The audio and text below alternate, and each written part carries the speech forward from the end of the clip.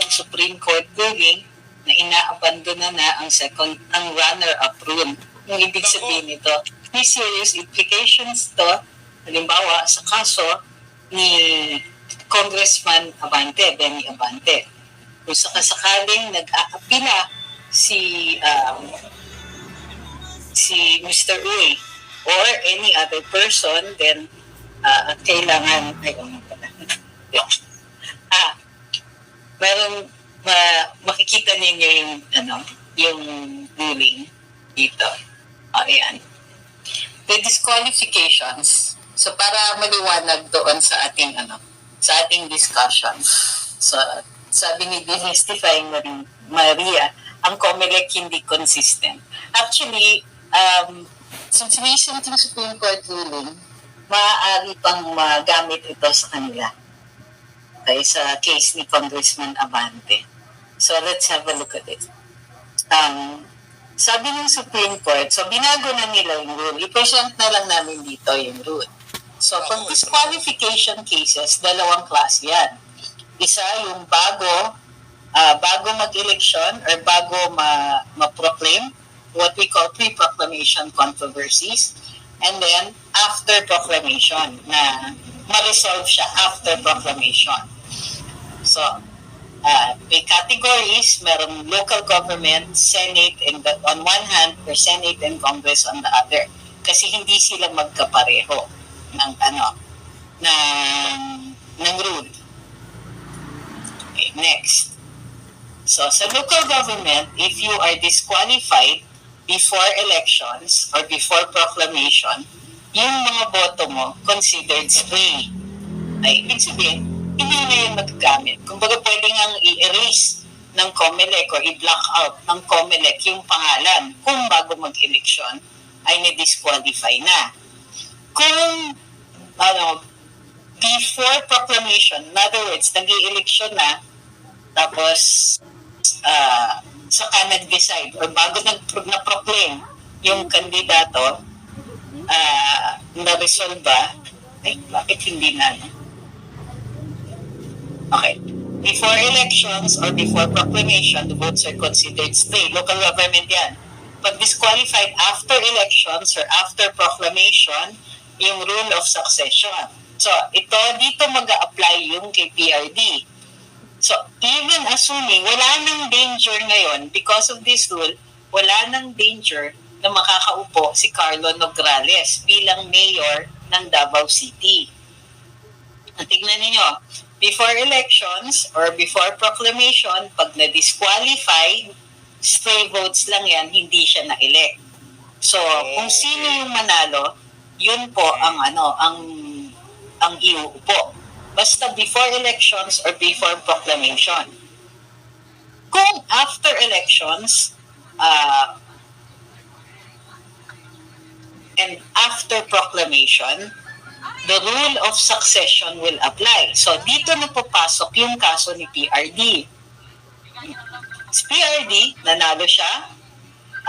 It's after elections, na-proclaim na siya. So, since na-proclaim siya, pero hindi siya makapag-oath, pwedeng sabihin ng mga Nograles, disqualify yan. Okay. Actually, hindi dapat dinidisqualify kasi na-proclaim siya. Nevertheless, let's say pilitin, maraming milagrong nangyayari ngayon. Kung after proclamation, para i-disqualify pa rin siya, ang uupo will still be Baste Duterte. Okay? So, ulitin ko, kung sa local government position, halimbawa mayor, kung before elections, wala. Yung mananalo, yun yung pro-proclaim kasi yung mga boto nun, stay na lang siya. Pag after elections, and especially after proclamation, succession na. Wala na yung runner-up rule dati kasi posible pang may runner-up dyan. Hinihiwalay pa nila yung kategorya, nagkakaroon pa ng runner-up rule kung yung disqualification happens after proclamation.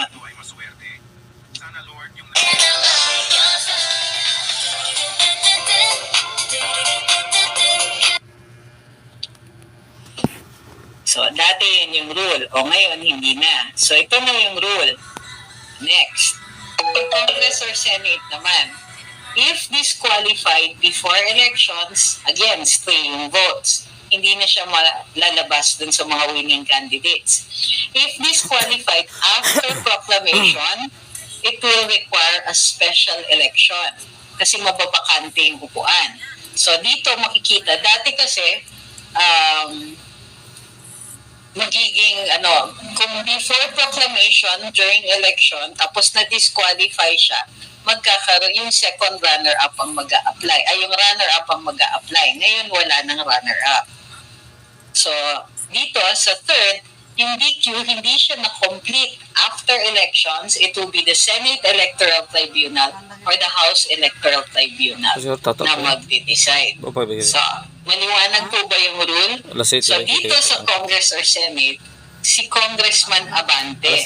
So, dito, ang nangyari is na-proclaim si Mr. Uy. So, after the proclamation, na-proclaim si Mr. Uy, biglang lumabas yung COMELEC decision on the citizenship of Mr. Uy. Ibig sabihin, nag-proclaim na siya, tapos, ang ginawa ng COMELEC, dineclare nila na ang winner ay si Mr. Abante, si Pastor Abante. Dapat niyan, it should have been either sa House Electoral Tribunal or i-declare na bakante yon para magkaroon ng special elections. Hindi dapat pa makakaupo si Mr. Abante kasi kung kunwari parang appeal or dalhin ni Mr. Uy ito for further litigation, then he will be going to the House Electoral Tribunal. Or, kung hindi na siya mag-apila, then magkakaroon ng special elections. Yes, sabi ni Yumamad yung last niya. The importance of the people's choice. Correct yan. Ito, magandang tanong ito. Sabi ni Ma'am Diana, kung issue ng citizenship, edi i-disqualify niyo rin si Eric Sylvester. Correct. Kasi nagmumoto proprio ang COMELEC. Tama po kayo dito. Walang complainant daw doon kay Eric Sylvester, pero the COMELEC could have taken it up motu proprio. Tama po kayo dyan, ma'am. Hi, Miss Malu. Hi kay Johnson. Thank you kay Miss Bebs. Okay, napapaaga yung inyong serve citing. Not yet. No tweets yet. Yet to wait. No, I didn't prepare your tweets. Talay lang.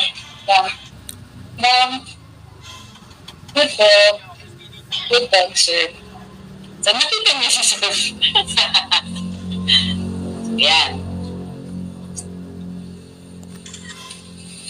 Pasok po ba yung mga dadato versus